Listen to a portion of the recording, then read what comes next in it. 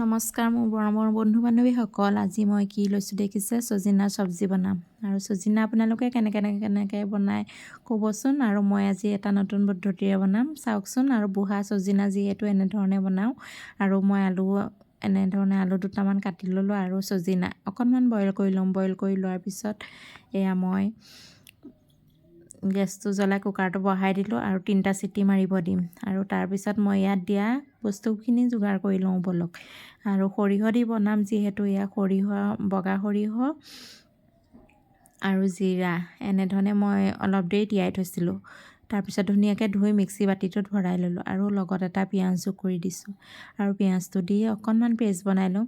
তাৰপিছত মিহিকৈ বাতি ল'ম। আৰু এয়া মই পেষ্ট বনোৱা আৰু বেলেগখিনিও যোগাৰ কৰি লওঁচোন। এইফালে এয়া দেখিছে কণবিলাহী, আৰু তাৰ লগত আজি কণবিলাহীও দিম।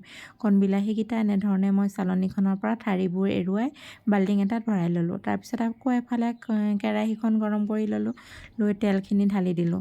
মই মিঠাতেল ইউজ কৰিছোঁ, আপোনালোকে যি তেল খায় সেয়া তেল ইউজ কৰিব। আৰু এনেধৰণে মই পাঁচফোৰণ কেইটামান দি দিলোঁ, আৰু তেজপাত দিলোঁ, পাঁচফোৰণ দিলোঁ, আৰু এটা শুকান জলকীয়া যোগ কৰি দিম।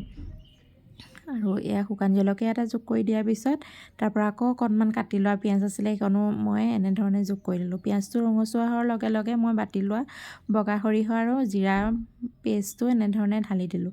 ঢালি দি অলপ দেৰি নিমখ, হালধি আৰু চব্জি মছলা অকণমান ইউজ কৰিছোঁ। এনেধৰণে দি অকণমান লৰফৰ কৰি ল'লোঁ। লৰফৰ কৰি লোৱাৰ পিছত এয়া যেতিয়া অলপ ভজা হোৱা হ'ব, তেল বিৰিঙিব, তাৰপিছত আকৌ মই অকণমান ভজা হোৱাৰ পিছতে আকৌ কণবিলাহীখিনি মই গুটিখিনি বাচি পেলাই দিছোঁ দেই।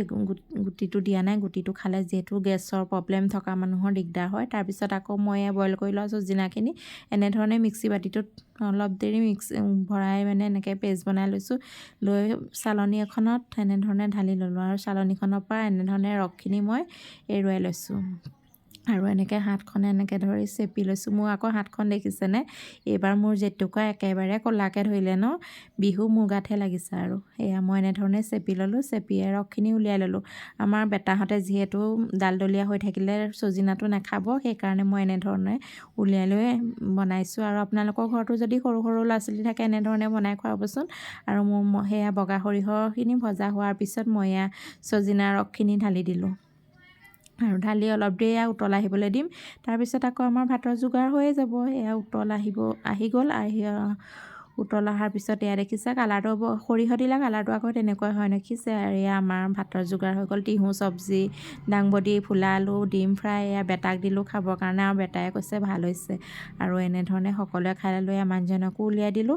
আৰু বাই বাই। ভিডিঅ'টো ভাল লাগিলে লাইক কমেণ্ট কৰি দিব।